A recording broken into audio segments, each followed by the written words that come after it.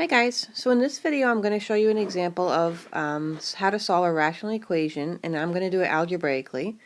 You could do it graphically, but to put all these equations in, to put these the equations on each side, the equal sign, into the calculator correctly to get the right intersection, it's probably harder than just doing this one algebraically. So we're going to start, when I'm going to look through this, my goal in solving a rational equation is really to get rid of all my denominators by multiplying by something.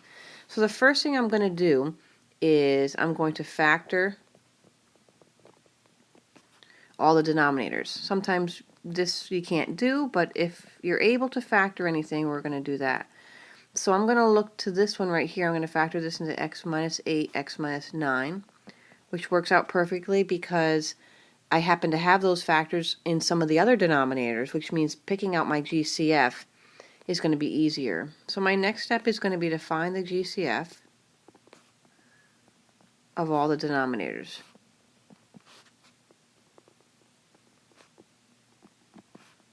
Okay, so I look at all, however many denominators I have in the equation, and I say, what do I need for the greatest common factor?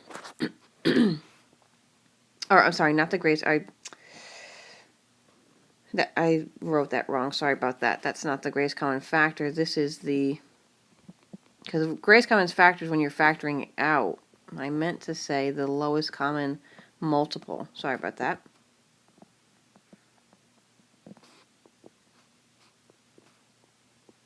Okay, so I really want the lowest common multiple, which is the same thing as finding the lowest common denominator. Okay, so when I scan those, for a lowest common denominator for those, I would need an x minus 8 and I would need an x minus 9. I don't need both of them because all my denominators each only have one of each of those factors, so I don't need to take two of either one of them.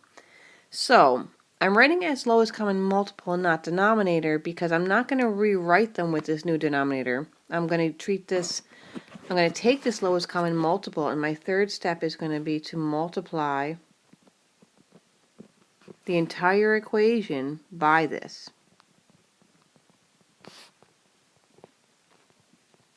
By the LCM.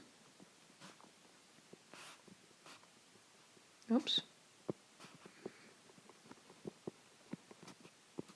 By the LCM.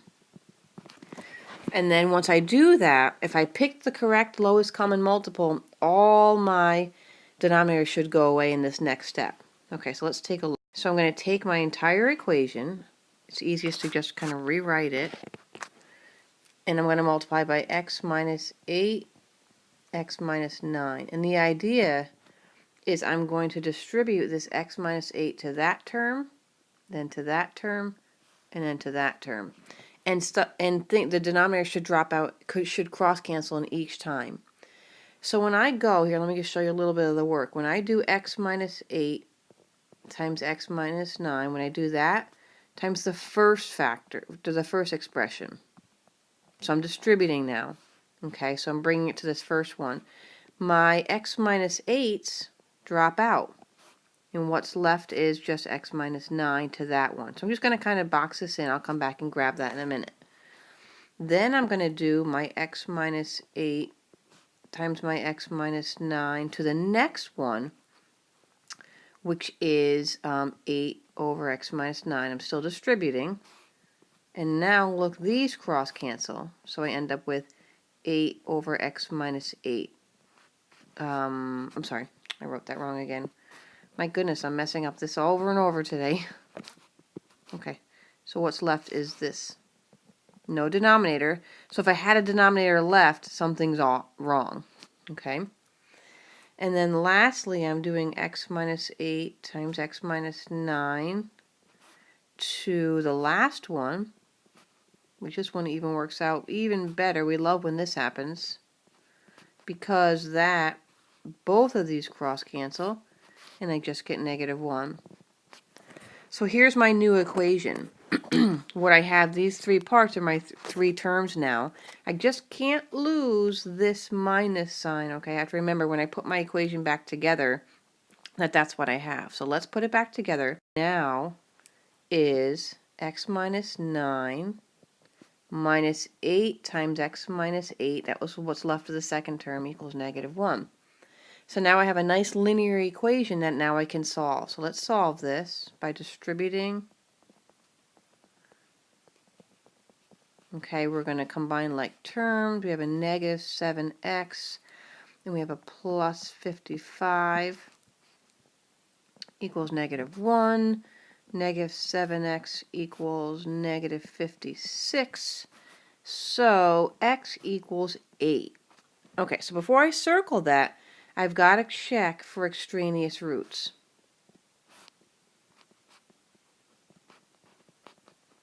Okay, so that means I have to do this with a rational equation because a rational equation has spots that is undefined. So if I go back to the original, which I can't change slides because otherwise we'll just mess up the video. But if you look at the denominators, you have a denominator that says x minus 8, which means our original equation, I'm just going to put this up here. Sometimes I do this at the beginning. Our original equation's undefined if x equals 8 or if x equals 9, because I also had an x minus 9. So if x equals either of these values, I get a 0 in the denominator. So sometimes I do this right in the beginning so I know if I get either one of those values I have to reject. So I got that value, so I have to come here. This is not a good value. I have to reject it. Okay, and since I only got one solution and I don't have any other solutions to go with, I would have to say that this equation has no solutions, because I had to reject the one value I got that was a solution to the linear equation that we made the original rational equation undefined. So I have no solutions for that one. So hopefully that helps give you an idea of how to get rid of the denominator and how to check your answers to see if they're valid solutions.